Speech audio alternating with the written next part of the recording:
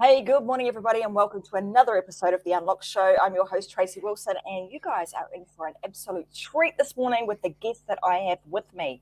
If you've been thinking about or listening to The Unlock Show, you'll know that I've been harping on and on and on about content creation and how amazing it is if you were to create your own live show or your own podcast. Now, I'm a big advocate of people being a host of their own show.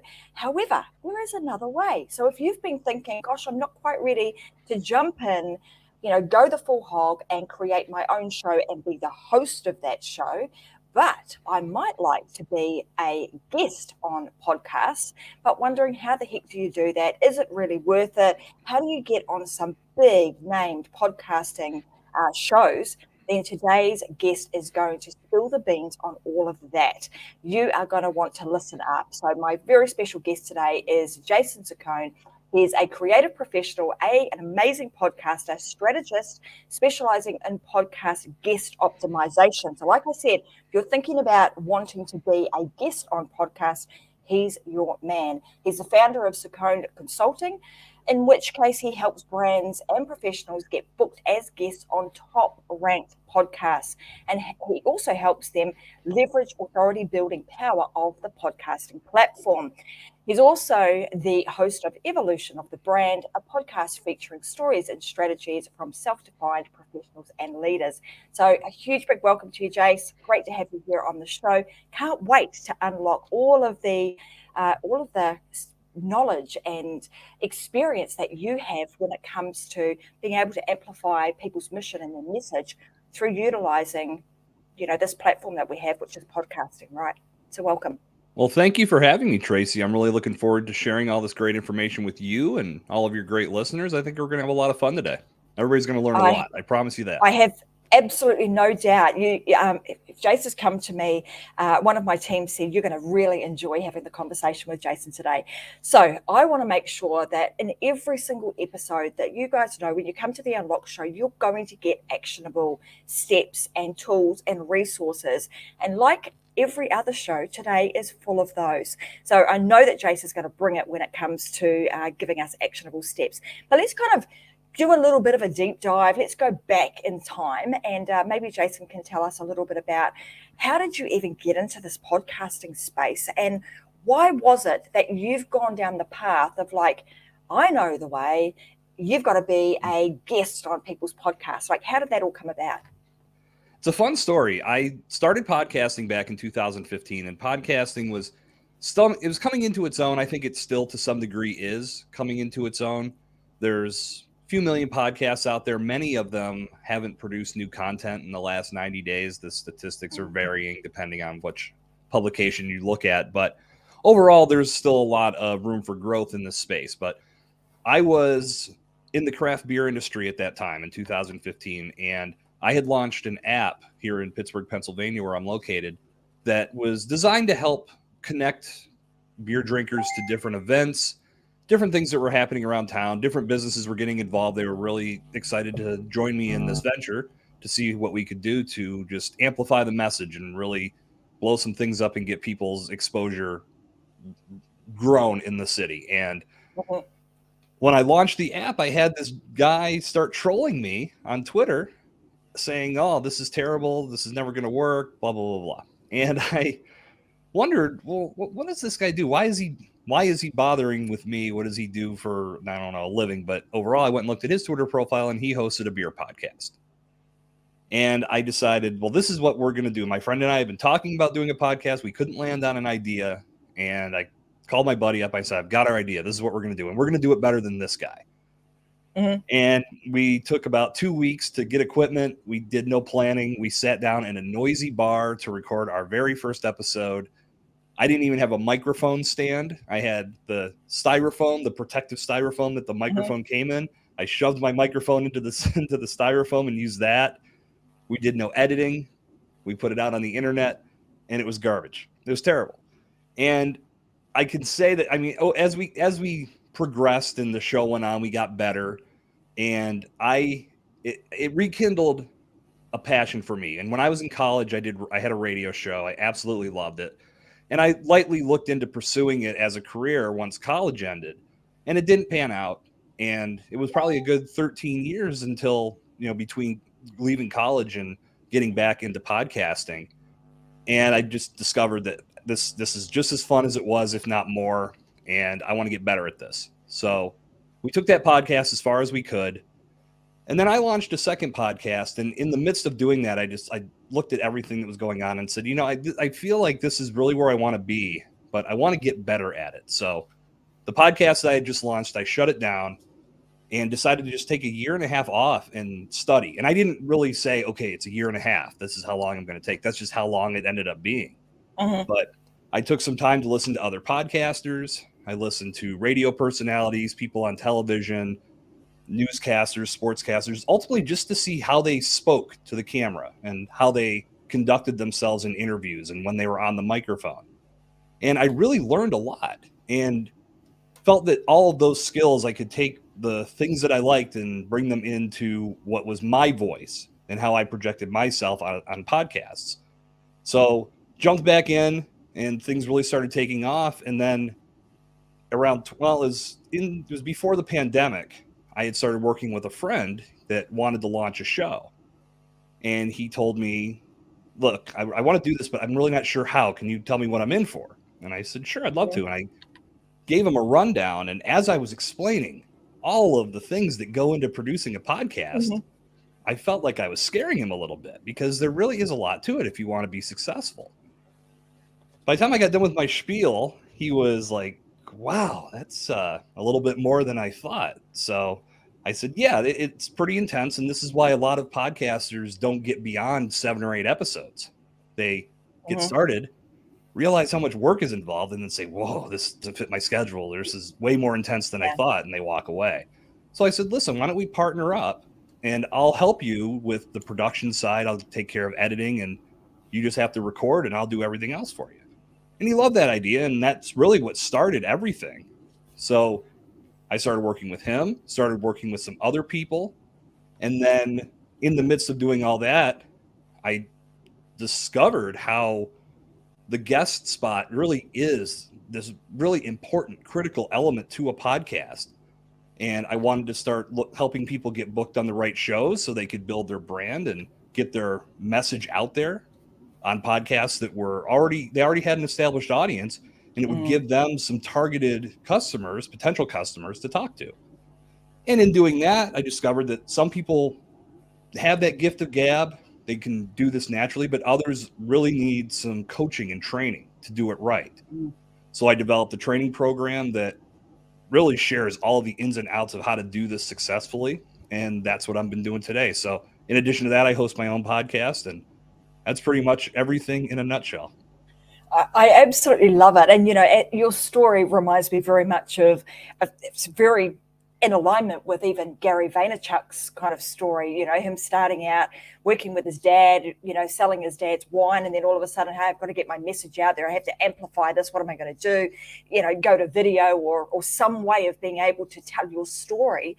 And most people that are in this kind of online world now know who Gary V is, and that's kind of how he started too.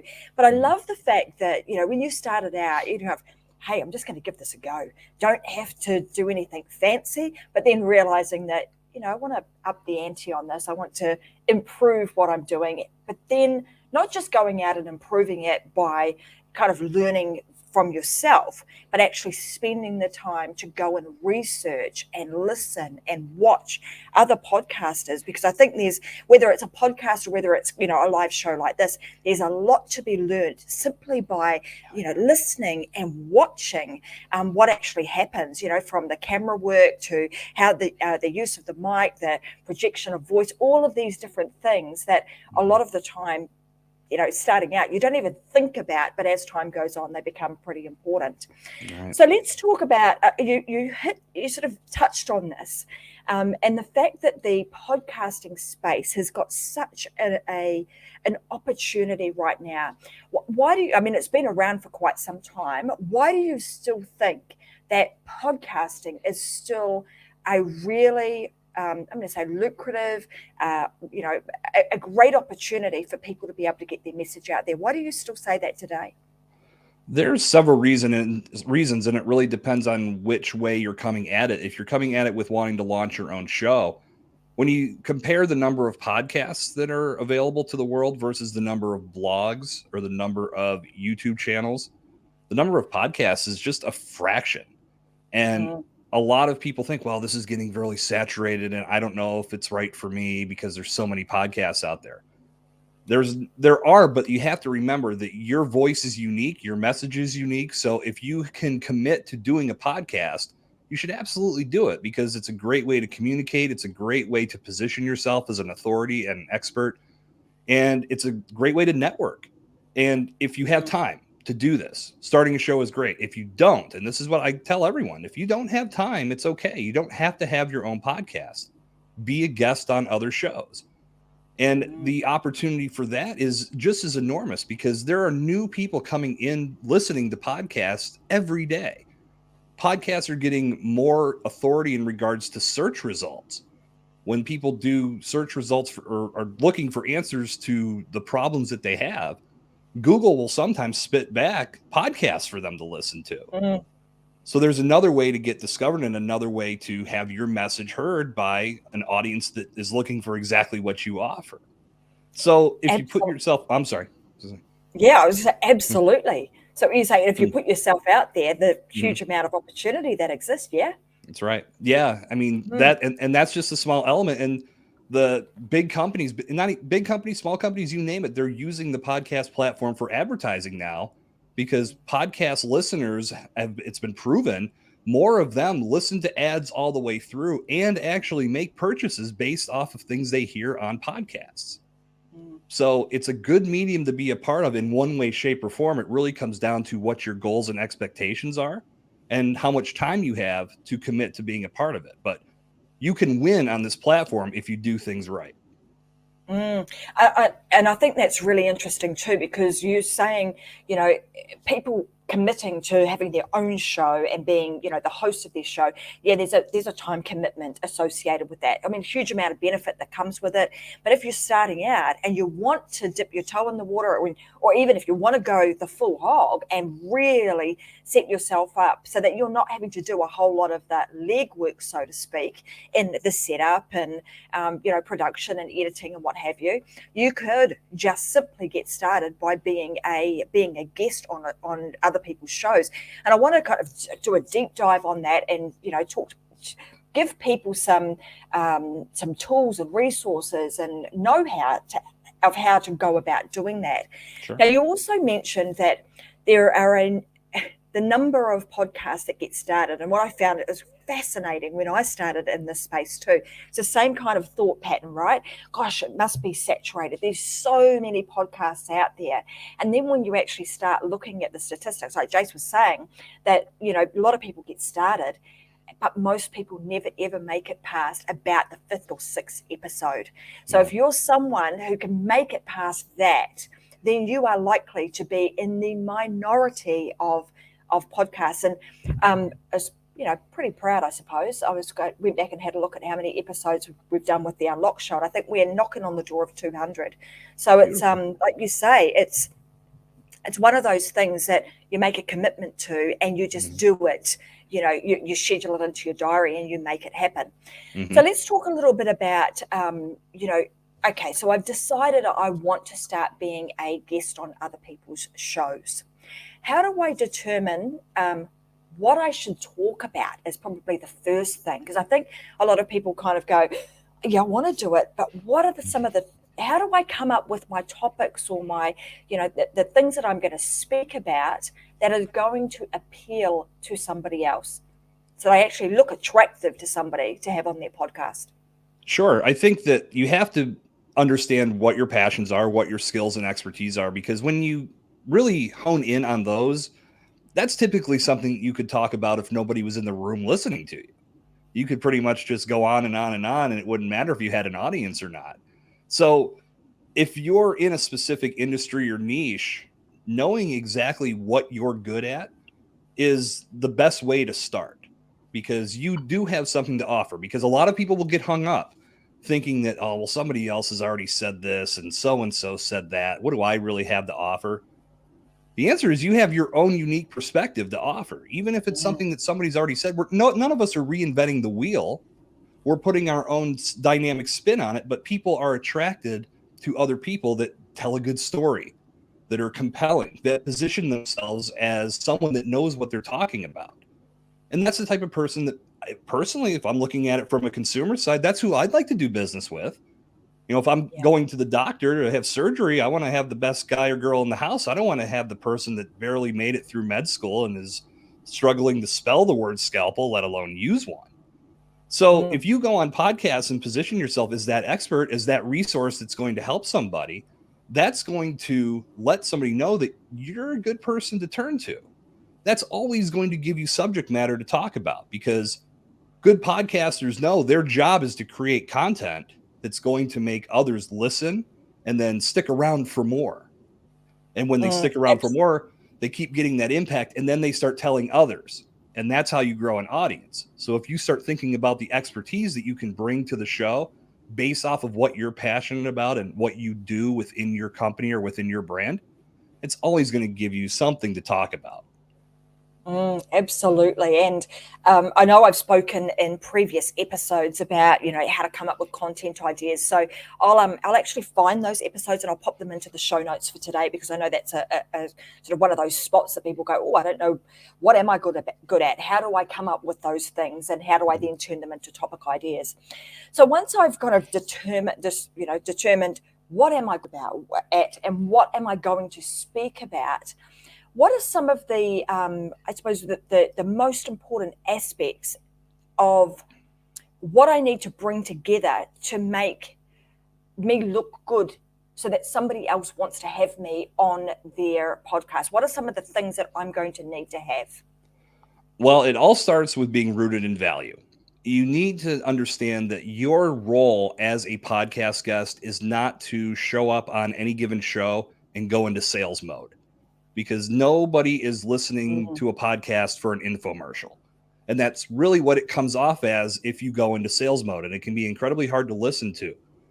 If people start tuning out a show because of that, they could lose faith in that podcast and never come back. And now the host is in a position where I'm trying to grow this thing, and here you are selling all day and ultimately turning people off to what I have to offer. So your job is to show up with a valuable message, bring your knowledge and your expertise, and have a good conversation. Just have a good one-on-one back and forth, have some fun with it. And what's going to happen as the conversation unfolds is you're going to be able to share your story in a compelling fashion. You're going to put all your knowledge and expertise out there. And if you do a good job helping contribute to good content, the host is going to sell for you. They're going to tell their audience, you need Tracy on your side. This is the resource for you. Go to their website, check things out. You're going to really be SOL if you don't. And that's the power of having a good conversation and just being rooted in value. So you have to have that mindset from the start, is you're not showing up to sell. You're showing up as a valuable asset. In order to position yourself so people will want to work with you, have a media kit that you can share that has information about who you are, what you do, why you're a valuable resource. It also provides some suggested questions and some expert topics that it's going to allow those hosts and producers to build a podcast interview that's catered to your expertise. They know that they need to get the most out of you. And if you're giving them questions that every time you're asked these questions, you can hit a home run with it, well, of course they're going to use that, because that's going to make better content at the end of the day. So have some good imagery. And I always say, look at what they're doing. If you're going to reach out to a podcast, look at how that podcast promoted their most recently produced episode. What kind of images did they put on their social media? Is it on their website? They're going to ask for this information from you. You can get an idea of what they do and then provide it for them right up front. So you save them some of that legwork. That's going to make you stand out as well. So anything you can do to put yourself ahead of all the other people that are just spraying and praying and sending the same exact message to any podcast within a 10-mile radius is going to put you in a position to stand out and get that spot that you're looking for. And then it comes down to the presentation, which really also needs to be rooted in value. And this is a little bit more detailed, but you have to make sure that you're going above and beyond just saying, hey, My name's Jason. I think I'm really good at this and this, and you should put me on your show. People get, or podcasters get that pitch/presentation all the time. It's very, there's nothing to that. There's no substance to that. It's not telling the podcaster, okay, well, what are you going to talk about when you're on the show? Flip the script a little bit. If you were to find a podcast that it meets your mission and message, you want to go on that show and make a significant impact because the content that they already have in place very much aligns with what you do. If you listen to some of that content, you may discover something that resonates with you enough that you may recommend it to your clients before you ever go on the show. Tell them that story. When you reach out, say, hi, Tracy. I just want to let you know, I just listened to episode 53 where you were talking with Bob about X, Y, and Z. That was amazing content. You guys really hit a home run with that. I got to tell you, every day with my clients, we're always trying to figure out new solutions for X and Y. So I shared this information with 3 people already, and they loved it too. So if you're looking for new guests and you're interested in having me on because I know something about this, I'd love to help you continue the conversation and we can make an impact on your audience together. If I send you that presentation, you're probably going to look at that a little bit deeper and a little bit closer than the person just says, I'm cool, put me on your show. So that's a big part of the process is you have to get noticed before you can get that guest spot. So on the front end, those are the biggest pieces that you need to have in place. And just a couple of things I'll add. I so agree with that, Jason, because every day now, in the early days when you're starting out creating your own podcast, nobody knows you. You're not getting these requests, right? People are not saying, hey, you're not getting pictures like that. So you're having to start out, you're like, who are my friends and who are the cool people that I know that I could potentially bring onto my show? So, you might be doing some outreach to get people on your show. But I'm going to speak now from a point of view of, I get pictures every single day. I can open up my email and I'll have, 3 or 4 pictures from people every day. And so the stuff that Jason's talking about is very, very real. When you're going through them, the ones that get to my team that I say, hey, this would be a really cool person to have on the Unlock show are ones that are deep-seated, full of, hey, I actually took the time to listen to some of your episodes. I heard you speak about blah, blah, blah, blah, blah. I can add to that conversation. And here's how I can add to that conversation. And here's some of the things that I would love to leave with value on and provide to your audience. Those are the ones that generally get through. And what I can also tell you is that when you're pitching to some of the top podcasts, just remember that, like Jay says, they're getting requests on the regular. They're getting them all the time. So having something that is going to make their life easier, that is going to make you stand out from the crowd, and the things that he's spoken about in terms of being prepared are super important because they have little time to try and, create things for you to have you as a guest on the show. So I just wanted to add that because I've certainly seen that as the Unlock show has progressed and has grown, the more and more requests I'm getting each week. But, to your point, the ones that we really look at are the ones that cover all the things that you've spoken about, give some topic ideas, say that they've actually been and had a bit of a listen and provide some real good value. So I think that's super important. Absolutely. Yeah, you got to make sure you align or else it's going to be a waste of everyone's time.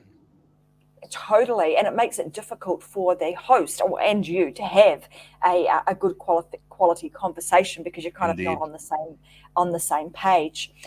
What do you think are some of the biggest mistakes that people make when they go to pitch themselves? I know we've covered some of these, but what are some of the stuff that you've seen that are like, no, don't go there? Yeah, this list is extensive. I mean, I can tell a story about a podcast that I have in place. I'm not making active content for it right now, but it's called Pod Theory, and it's still available and you can listen to it. And the idea behind Pod Theory was to create content that would help podcasters make better podcasts. So there's about 130 some episodes that you can consume, and most of them are really short, between 5 to 10 minutes. And it was just covering a different tip every day, just to, again, when I first made this foray into full-time podcasting, I wanted to talk about something I was passionate about, and that was podcasting. So it's a good show, and I enjoyed it a lot, but it's specifically for podcasters, and I'm not trying to oversell this. It's to set up this story that I'm about to tell. So one day I got an email. It was in like June, I think it was 2021.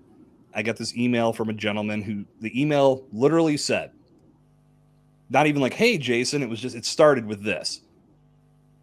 4th of July is a terrible time for dogs. Those fireworks are going off left and right, and those loud booms really scare our favorite animals, and they have to hide under the bed, and it's really torturous. And I'd love to come on your podcast and talk to your audience about this.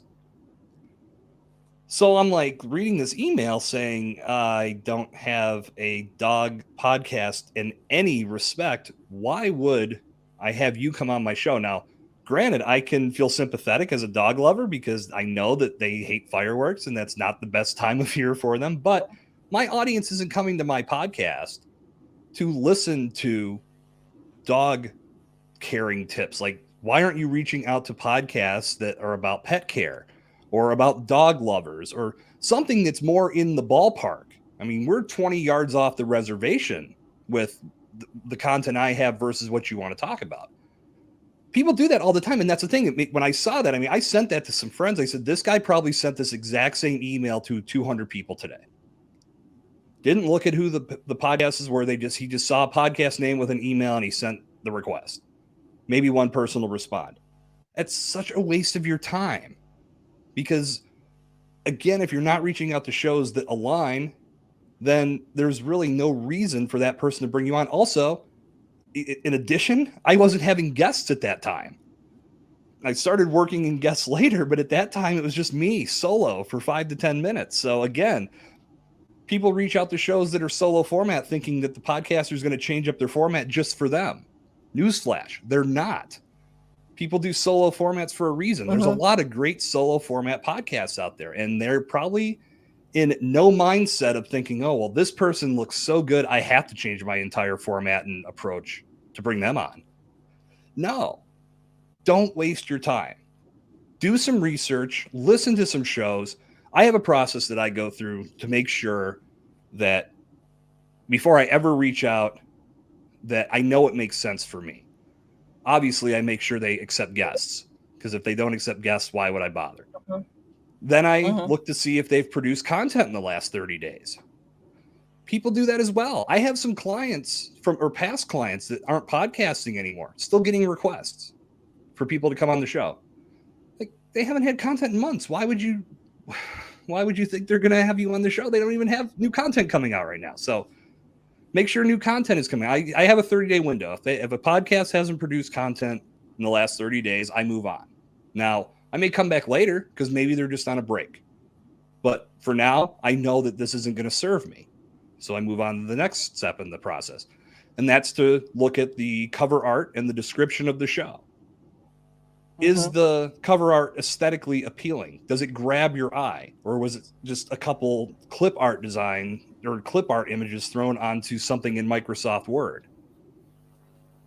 The amount of TLC that somebody puts into their cover art and the description of their show is a good indicator of the overall TLC they put into the production of their podcast. Because that cover art is the first thing that people discover when they're looking for a new podcast. It's going to jump, just like anything else. That catchy design is going to grab you to make you click. And then the description is going to tell you in a few sentences what this show is all about and what you're going to learn when you listen to that podcast. If we check that box off, then I look at their presence outside of the podcast. I'm sorry, I skipped one. I'm sorry. Then I look at ratings and reviews just to get an idea of what the world is saying about this podcast. Then I look to see if they have a website and social media, because that gives me an idea of if I'm doing an interview with these guys and everything goes well, when it goes live, this is how they'll produce me and publish my episode and share it with the world. All those boxes get checked. Then I listen to the content, make sure it sounds good, and make sure the messaging aligns with what my objectives are. We check off all those boxes, then I do the outreach. So instead of wasting time just spraying and praying to try to contact 100 episodes a day, find 2 or 3 by doing some quality research. And I'm not saying you have to listen to every episode all the way through. You can quicken up the speed to 1.5 times or 2 times. You can listen to a segment of the content just to get a feel for it. But there's so much more value in that than trying to just throw a bunch of spaghetti at the wall to see what will stick. Because when you do it that way, what ends up happening is if it isn't really aligned and it's just a podcast that happened to say yes for whatever reason, because they're spraying and praying in reverse more than likely, when you get on the interview, you don't know what to talk about. And it ends up going off the rails. And people listen to it going, what am I listening to? Yeah. So if you're not thorough and you're not thinking about the value of the entire process right from the start, you're going to cost yourself a lot of time and you're going to waste a lot of time as well. Mm-hmm. Absolutely. I mean, I'm a big kind of, planner and steps kind of person. So I love that process that you've gone through. So in terms of like, I'm now wanting to, I'm going through this process, but I'm wanting to find some that are really, I suppose in my pocket, in my niche. Are there any platforms or tools that you think are really useful for people to be able to find great podcasts to be on? There's a number of different services that are out there, but I mean, if you really want to just go DIY, go to Google to start and type in best, whatever your industry is, podcasts. Google's doing a fantastic job indexing podcasts now. So you're going to get a nice list of returns. Some of them aren't going to be in your wheelhouse, but at least you're going to get something to look at. Then you can go as far as if you find a podcast that you think looks good, do something like podcasts just like such and such. So you can get a little deeper with the search. You can also do that on the actual podcast apps. Like I use Podchaser and I use Apple Podcasts. So you can go on those and you can look up shows there. Then there are services that you can either use for free. Like the one I swear by is Podmatch. Tracy, that's where we met. Podmatch is phenomenal. Yep, totally. And but you can use the free service they offer, or you can upgrade to the paid service, and that gives you so much more when you do. Programs like that are out there and all over the place, so there's really no excuse for not being able to find podcasts. I've heard, and that was, I was at a podcast convention last year. So many people were talking about how they just couldn't find enough guests. And I'm like, really?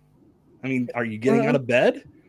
Because they're everywhere. People want to go on podcasts and share their expertise. They're dying to get the word out there about what they do and who they are. You just have to know where to look for them, and you have to approach them in a valuable way. So, yeah, that's the biggest thing you got to keep in mind is rooting everything in value and finding a service that does it. Podmatch is one of them. I can't speak can't speak any more highly about that than I can. I actually dedicated an entire show on that specifically, like how to go and how to set yourself up in Podmatch, because like you, I'm a big fan of that platform. I think Alex has done an amazing job of putting that platform together. So those of you that are looking for a platform to use that will really help to match you up, Jace has mentioned it today, and it's Podmatch, guys. We'll pop the link into the description for you today too, so that you can head on over there and just check it out. When you're looking at, what show should I be on? Audience size. Like, should I be looking at that? And does that really matter when deciding which podcast I should appear on as a guest? Nope. I could leave it at that, but I won't. Interesting, right? Yeah. You're oh man, fan of words now, because most people would think, yeah, it does. Many people do. No, there's no doubt about it. Many people do, and this is probably one of the most heated, passionate subjects I have, or at least in regards to like what gets me fired up, because that download metric that's part of the podcasting space. So many people think that is the live and die, be all end all number. Everything about my show, the success, the failure, it's all predicated on my download number. No, you got to get past that.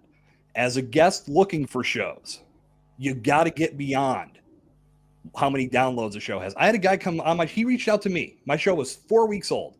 He reached out to me wanting to be on it. I said, sure. Before we started, he goes, how many downloads do you have? I said, I don't know. He goes, what do you mean you don't know? I said, I haven't looked. The show's 4 weeks old. What am I going to learn in 4 weeks about a download from a download number? He was so blown away. I said, well, listen, I mean, if you don't want to do this, then you can leave. You reached out to me, man. And we ended up doing it, and the interview was great. I mean, everything went fine. I was just like, No, like I made a commitment. I'm not going to look for a year. I still haven't looked at my stats. Mhm. It's meaningless to me. I'm building valuable content. That's all I want to do. The numbers are Mhm. going to fall into place if I consistently put good content out there. I get that good content by connecting with entrepreneurs and professionals that have a great story to tell and want to have a good platform to tell it. If we can have a great conversation, they know, I know, when people discover this, they're going to start telling everybody. That's how the audience has grown to this point. So 6 months later, I've been able to expand to where I put out 2 episodes a week because I've had such demand from the audience that did grow, saying they wanted more, Mhm. and the people that wanted to be on the show. I couldn't, in good faith, say, yeah, I'll interview you today, but this won't go live for 8 months. That was Mm. unfair. So I switched to doing 2 episodes a week. And that has nothing to do with download numbers. So a lot of people think that you have to get on the biggest show.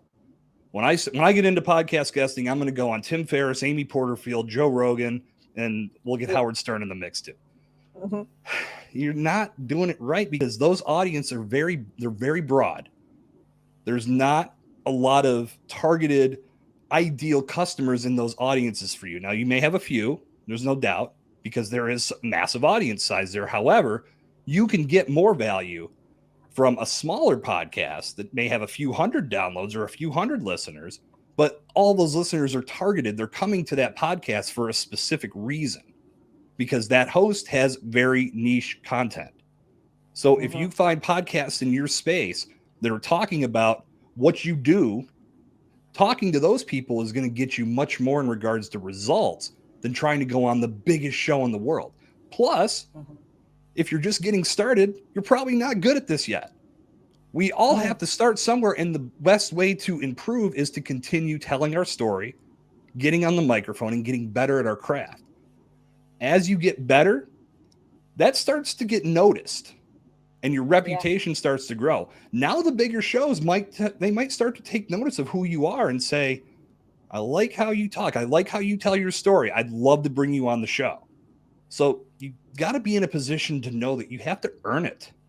You can't just Mm. start from the top and work your way down. Start at the bottom, work your way up, but understand at the bottom there is a lot to be gained. Absolutely. And what's interesting about that too is that, even starting out, getting on some people's podcasts that are new, what's going to happen with that? If they're sticking at it, maybe you're in sort of the first 20 episodes, somewhere about that. They're always enthusiastic. They're doing their thing. They're trying to get their message out.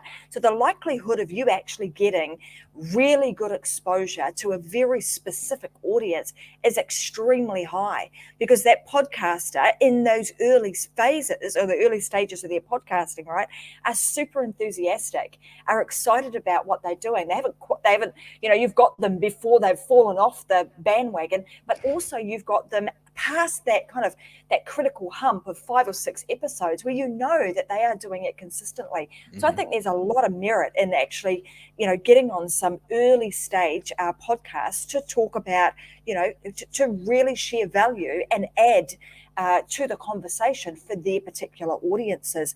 And I love the fact that you mentioned, don't even look at your download stats. I see so many people going, they've done 4 episodes, like you say, and they're like, oh my God, my download stats are not looking fantastic. Give it some time. Keep doing it. Repetition and being consistent is your friend in this space, right? Because, like Mhm. you say, you're going to get better and better and better at your craft. And I don't know about you, but as you get better and better at it, something happen. There's just something really magical about getting on the mic or even on camera and starting to talk about your stories, your craft. There's a certain level of confidence that grows within you. Your mindset changes. There's a whole lot of stuff that's almost, I'm going to say, the intangibles that happen through either being a guest on other people's podcasts or just getting up and speaking and being a podcaster, or show host yourself. Would you agree with that? Like, what are some of the things that you've seen personally that have happened to you because you've been showing up consistently and doing this? It's the reps. It's the practice swings. I mean, I've golfed since I was 7 years old. I'm not PGA level at this point in my life, and I never will be, but I've gotten better I'm better now than I was when I was 7, because for the past 30 plus years, I've been taking practice swings all the time to get better at the sport that I love. That works the same with anything you do. The more you do it, the better you get. When you were an infant and a child, you didn't just come out and start running around in circles. You laid in place and could hardly move, and then eventually you figure out how to roll over, and then you were able to pull yourself up, and then you could walk by holding on to the edge, and then you had the guts to let go of the edge. And as you just kept pushing yourself to get better at what you were doing, the skill set came and fell into place. It works with podcasting the same way. You have to put in the reps. You have to understand that this is more of a marathon than it is a sprint. I don't know what person said, oh yeah, podcasting's easy, and once you get into it, you can have results super quick, because so many people believe it. I'm like, who are you listening to that had that message? Because it's insane. Like, to go back to the download number conversation for a moment, people will say, yeah, I only get like 50 downloads on my podcast. It sucks. And my immediate response to that is, well, what's a good number? No one has an answer for that, because no one knows. It's an arbitrary number. So then I always follow that up with, if those 50 people were in your living room and you were throwing a party, would you get the swill beer and the bottom shelf Bankers Club vodka? Or would you invest a little in the good stuff? Would you maybe cater the party? Would you bring in a bartender to make real classy cocktails? You would show up for those people who showed up for you. You can't disrespect the 50 people that have shown up, looking past them going, where are the other 100,000? You have to respect who you have and give them a reason to turn around to a colleague or a friend and say, you got to listen to Tracy's podcast. It's so good. There's so much good content on that show. Because those 50 people, if you respect them by continuing to give them good content, by communicating with them, by thanking them for being part of your audience, they tell 50 other people, now you've got 100 listeners in your audience. Yeah. Those 100 start telling a person, now you've got 200. There's your math lesson for the night. Exponential growth is where it's at, but you have to make yourself recommendable. If your content isn't worthy of being recommended, you're not going to grow. And the only way to make that happen is to keep your focus on the value. So if you've put your focus on quality content that sounds good and having good conversations with people that are like-minded, that's going to help you grow. That's going to make you stand out. And that's going to make you get better, because you have this passion and this confidence. The better you get, the more conversations you have, I'm not saying it gets easy, but you get more comfortable. And when you're comfortable, you're more confident, and then that can take things through the roof.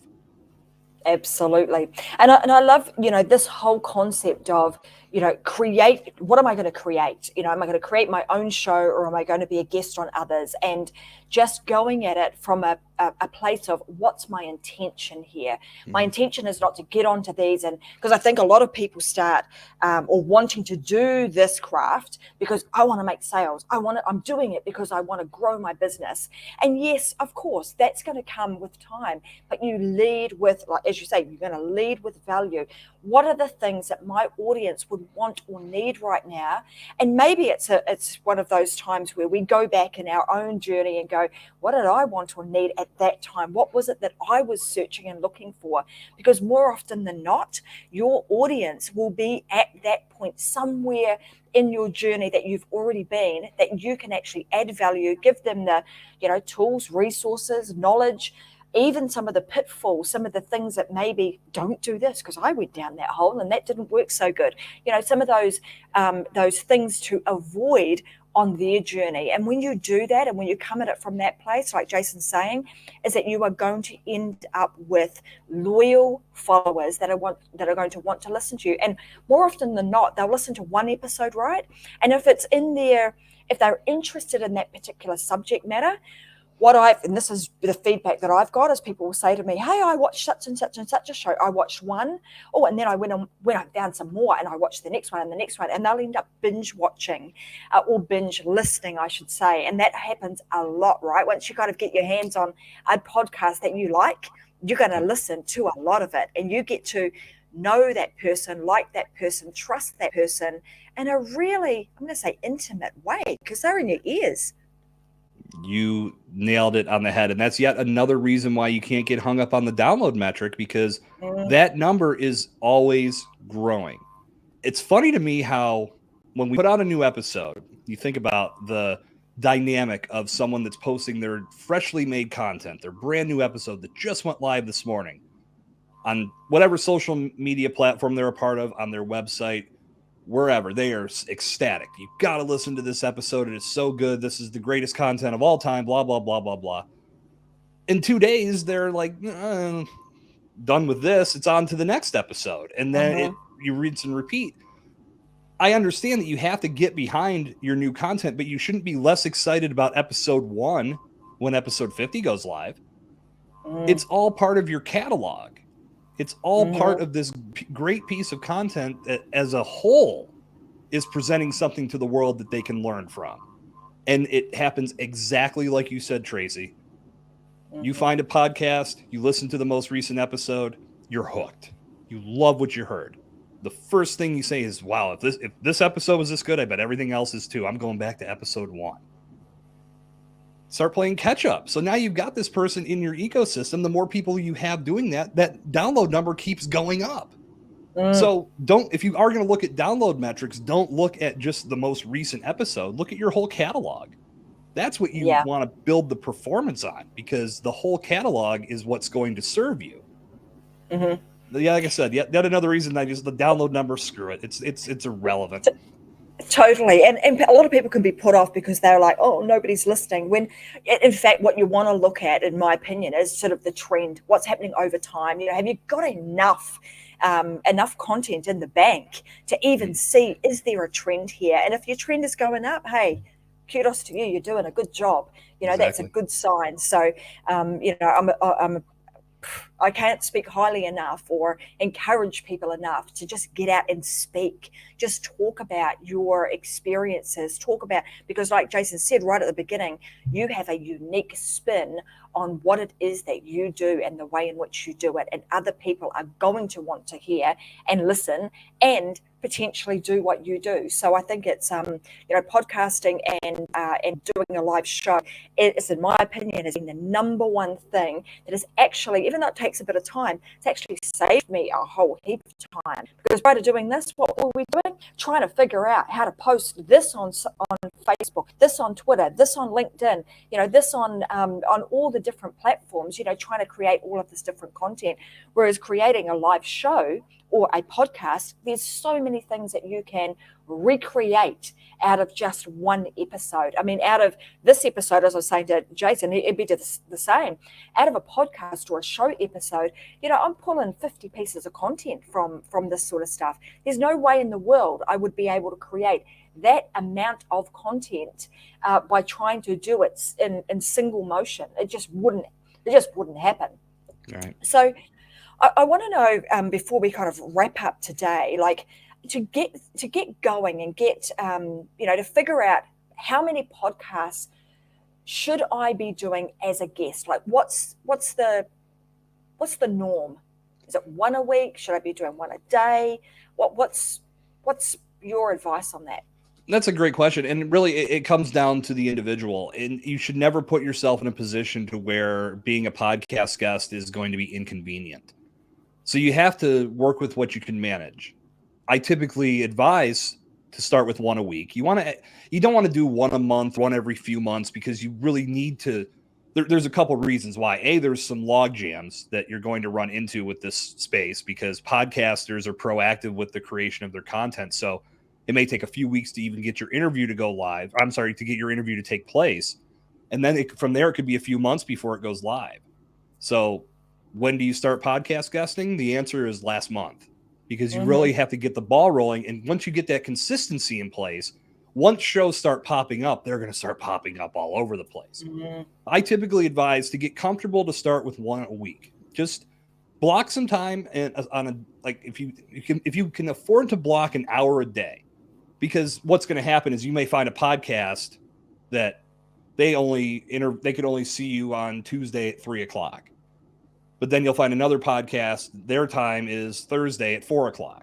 So you want to make sure you can give yourself the hour and be flexible with it. And then if you don't have an interview, use that hour for some other deep work. Once you get comfortable and you say, this is working, I'm getting more confident, I'd like to do more, then you can start to build upon your schedule. Like, this is my 5th interview today. I've gotten to the point now where this is my thing. I love doing this. So for me to build my brand in this capacity, I love I had interviews wall to wall today. And I looked at it, I'm like, yeah, this is awesome. Because I get to connect with great people like you, Tracy. We get to have wonderful conversations. We get to impact the audience and share some great information that, quite frankly, everyone needs to hear, in my opinion, because I feel like this is such a powerful way to take your brand to the next level. I love being able to spread that word around and being on as many shows as I possibly can. It's fun. And I did 3 interviews for my show yesterday. It's been a couple of days jam-packed with podcasting, and I love every second of it. But you don't want it to interfere with other priorities that you have in your business. Start small, get comfortable, and then grow from there and add accordingly. Awesome. Well, I couldn't agree with you more. I think it's a fantastic way to get your message out, and I want to encourage people to do that. There's a couple of things that we want to share today, because I know before we sort of jumped on and went live, Jason and I had a bit of a chat about a couple of things that I think we should make available to everybody. One is that Jason's going to have a page that you guys can go to. Jason, let me just pop it up. Let me pop it onto the screen.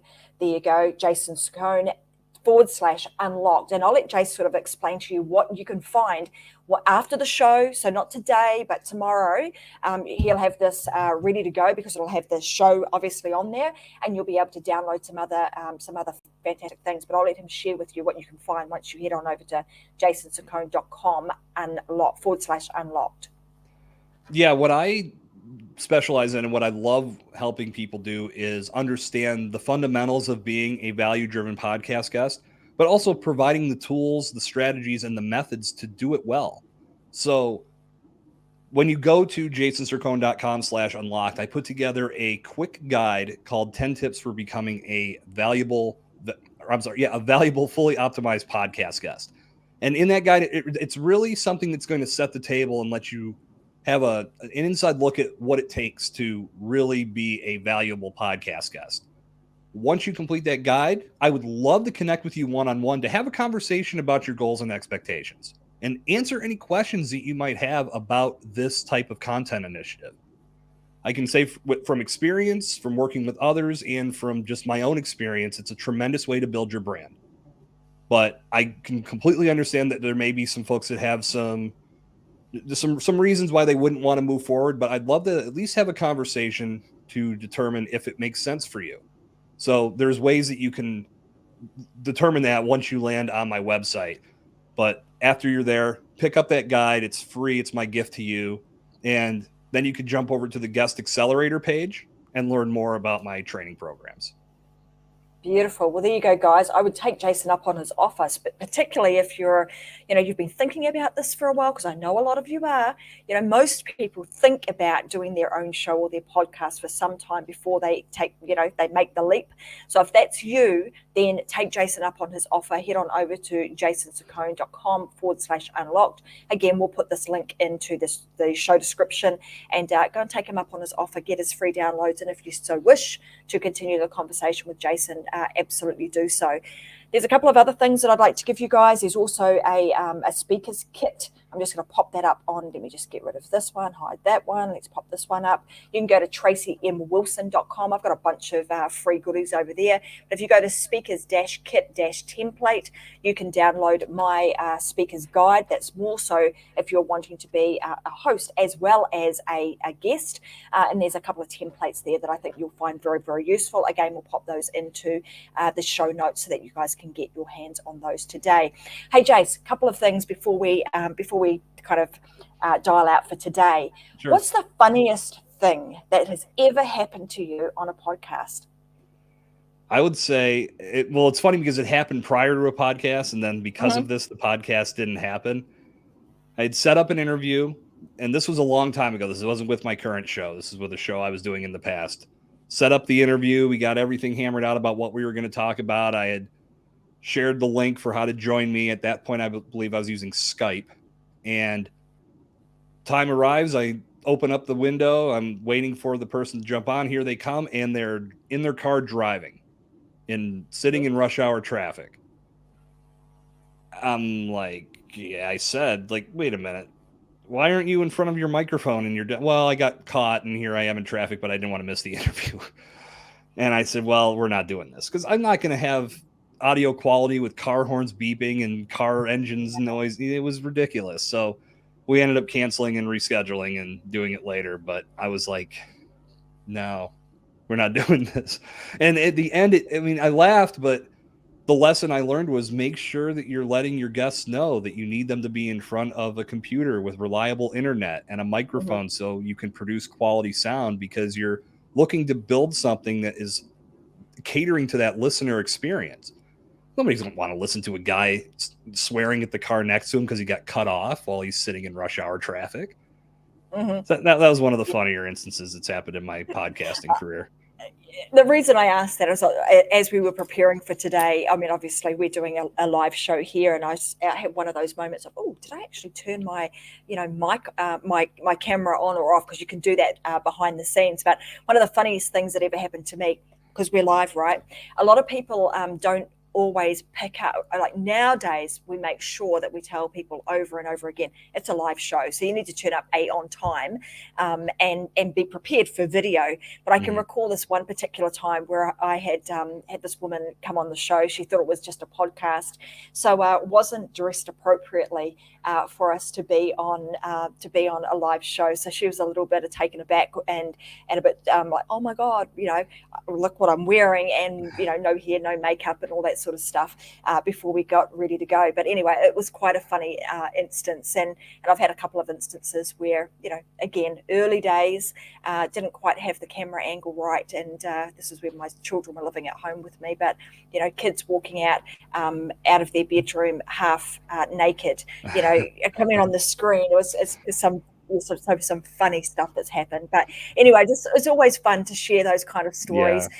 Because you know what, guys, we don't take ourselves too seriously around here. That sort of stuff happens. It makes for a good story a little bit further down the track. You have a bit of a laugh and a giggle, and you move on. But I want to say thank you very much for joining us today. It's been an absolute pleasure having you here. You've dropped some fantastic value bombs, and I hope that you guys, as we always do on the Unlock Show, just go back.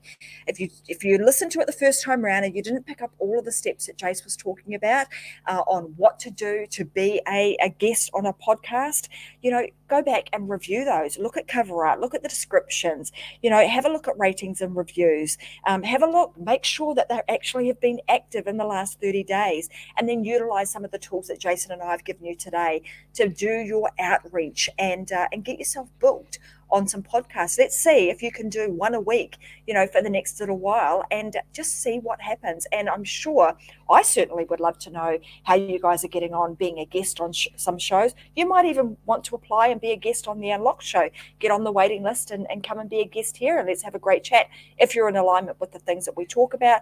And also, I'm sure Jason would love to know, how did you take his tips away, and how many shows have you managed to get yourself booked on? And go and check out Podmatch too, because both Jason and I are huge advocates of that platform. Absolutely. Is there anything that you would like to add to the conversation before we love and leave our listeners today? I think the biggest thing to keep in mind is that even if you've never been on a microphone, you can do this. And many people have that mental block that they don't like the sound of their own voice, and they don't want to go on shows because of that, and no one's going to want to hear that. The reality is you're the only one that thinks that. You're the only one in your head thinking that your voice is not something that other people want to hear, because others aren't listening to you in that capacity. They're listening to you for the valuable message that you have to offer. So get out there and try. And the more you do it, the better you'll get. So even if you've never been on a microphone before, know that you have the skill set inside. And if you do want to talk a little bit more about how to make that break free, I'm happy to have that conversation with you. That's fantastic. Well, there you go, guys. You've heard it from two people that are out there doing it, and we want to hear your voice. And you never know, Jason and I might want to be a guest on your podcast. So if you decide you want to be a host, go out there, get it done, and let's hear your voice through the sound waves because we want to hear it. But anyway, that being said, guys, I hope you've enjoyed today's conversation. I most certainly have enjoyed this conversation with Jason.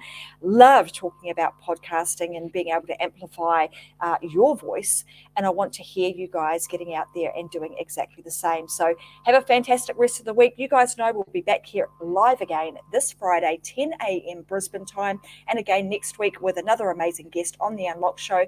I'm your host, Tracy Wilson, and we have been joined today by the amazing Jason Zaccone. So thank you very much for being here. Thank you, everybody, for listening and tuning in today. We appreciate you a lot. And if you found this valuable, then go and tell your friends.